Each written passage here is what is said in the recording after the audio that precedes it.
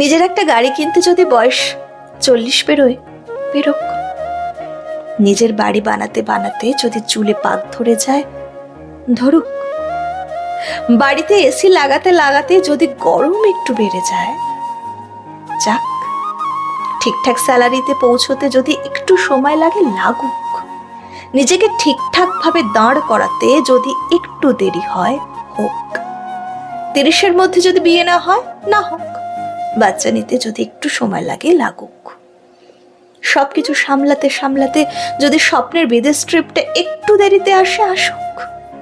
45-এ ডিভোর্সের পর জীবনে যদি আর একটা প্রেম আসে, আসুক। মন যদি আবার নতুন করে সংসার বুনে নিতে চায়, বুনুক। জানি লোকে বলে, এতটা বয়স হয়ে গেল আর কবে?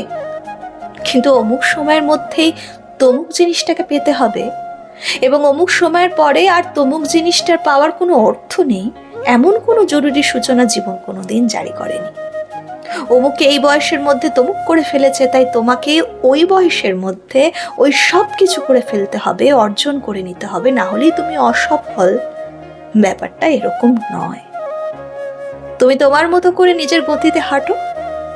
তোমার হাঁটার রাস্তা কতটা এবড়ো খেবড়ো, তার খবর তুমি ছাড়া আর কেউ রাখে না, রাখেনি, রাখবেও না কোনোদিন।